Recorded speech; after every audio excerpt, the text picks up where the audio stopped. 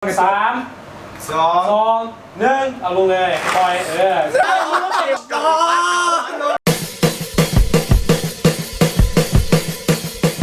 สบายนอนนี่ดีทุกท่านครับสู้เดิมเตส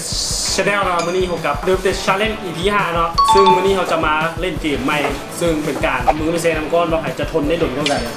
ถ้าความเย็นอย่างประมาณนี้ซึ่งจะแบ่งออกเป็น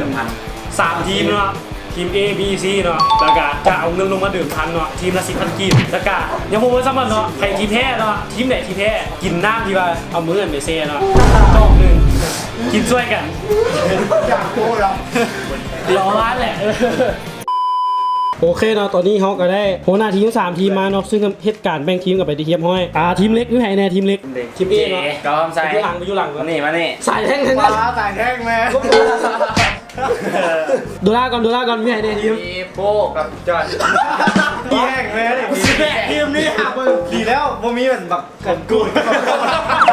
โอเคทีมสุดท้ายเนาะทีมกีวีซึ่งกูเดี๋ยวกูย่างไปอยู่เลยทีมงานนี่ต่อไทยเกี่ยวครับอันขี้ก้างแมงหวะซึ่งกับแบงค์ทีมเหมือนเป็นทีมห้อยกะจะเริ่มแข่งกันเป็น3 ทีมอันนี้เรียกว่าตามโคกเลยตาม3น้อยกติกาไอ้เนี่ยก่อนกติกาแมนแผ่วมือออกก่อนเสียซะแล้วแหละเอาเดี๋ยวแบบแบ่งทีมอย่างแข่งแบบมี3 ทีมอดเอามี3พ่อไปอย่างได้เยอะทีมแผ่วออกก่อนแพ้แล้วก็ต่อคนต่อไปออกมาแข่งกันผู้ใดชนะทีมนั้นได้ 10,000 กีบจาก3 ทีมแล้วเป็น30,000 กีบทีมเสียได้กินน้ำขี้โป๊กเลย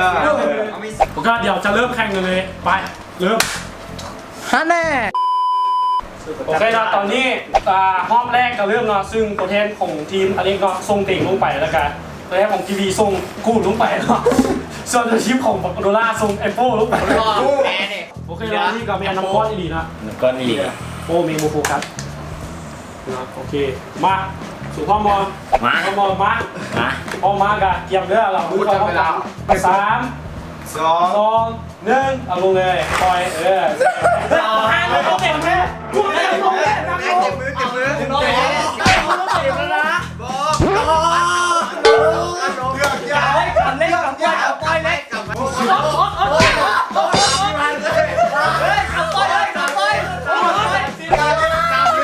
คุณดูจัง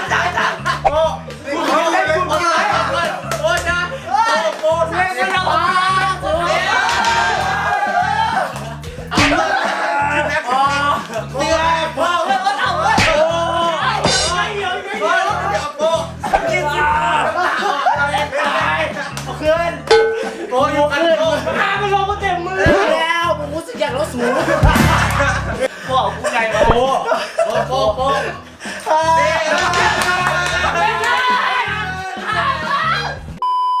สาวเนาะวันนี้มาทีมที่2รอบที่ 2เนาะมีแม็กเก๋กับโดล่าเนาะ1 2 3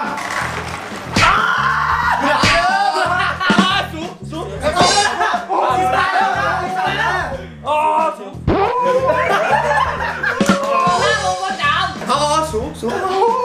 โอ้สูกับแม่ไม่รอดสูชนะแล้วดูไปแล้ว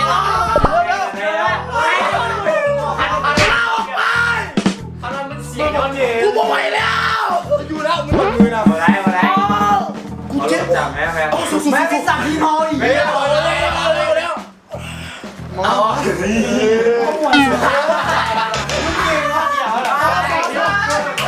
เบิ่งหน้าโดแล้วสุดมันซาแล้วสุดเพิ่มแบบเลือดเย็นเลยหนังสูงหนังสูงหนังคนเล่นหนังไว้มาเลยมึงน่าจะอยู่สุดท้ายเลยโดล่าไม่น่าเก่งแม่เก่งไอ้แม่คนมันจืดแล้วน่าจืดแล้วสูไอสัตว์แม่งโดนเกินไปละโดนแม่งที่ได้เก่งสุดว่ามือสุดมือแดงนั่นแหละแดงป้าบอกให้แดงสุดที่ได้แดงตามว่าผมแม่งอีกผมรู้สึกผมโอ้เกลืออีกเอากีวีโอ้เนี่ยกูมีเกลือคันไอ้เก๋อันนี้ออกลูกเจอโดนลากกูสุดแข็งมือตายแล้วโดนลากมือเลยแล้วเขาเดินดีว่ามันเลยแบบมันเลยแล้วจังหวะเลยแล้วสุดแบบผมมึงอ่ะผมรู้สึกเลยเรามานั่งนึงหนึ่งไหมมึงจะตีไข่ หักเสียกูเสียโดนละ ไป โอเคเราตอนนี้เรามาฮอดคู่สุดท้ายแล้วซึ่งจอห์นโคตรซิวเราว่าจะไหนกันชนะแล้วเหลือแต่สองคนเนาะมา3 2 1ไป ก็เป็นที่วันที่3จอนก็เป็น3 วิดีโอเรา พี่ของหวังหมู่บ้าน 3วันเป็นจอน เขาใช้จืดแล้วสูง เฮ้ยกันเขากันถือเราไม่ดูต้องไม่ดู กูขึ้นได้บ่กูขึ้นได้บ่ สปีริตสู้เลย ห้องเพลงไปน้ำ แล้วเราเพลงแล้วที่สองเลย กูยอมเลิกมาแน่ เรียนดูแล้วเรียนแล้วก้าวพัฒนาอยู่แล้ว พันมึงติ้นถุงเอาไปเลยเริ่มมีการใช้เงินแล้วป้าพี่ของหวัง มาได้กูมึงเห็นไหม ของหวังหมู่บ้าน สุดทนเองเนี่ยกูลงแป๊บเดียวกูขึ้นแล้ว โอกาสมือแข่งเนี่ยทำไซเปล่าๆได้สูนักไว้ เอาคนละก้อนมา ที่มีครั้งสั้นเลย พี่กินน้ำหรอกูอยาก อยู่น้ำบอ เบื้องหน้า เฮ้ยเอาลงเลยแม่มือมึงนะหัวว่าเอาทั้งข้างขึ้นน่ะมึงกินน้ำกูไปกินน้ำกันโซ่ดิสนใจมึงเอาขึ้นซะ มึงมาฟ้าโชว์พากูบอกเกย์แม่เห็นป่ะนอกอยู่แค่นั้น เฮ้ยมึงเชียร์หนัง เฮ้ยเดี๋ยวรับตาใส่สมาธิแล้วเดี๋ยวดิ เฮ้ยกินน้ำไป เอาคนมึงด่ะจอนมึงกินเป็นจอกแล้วมึงไง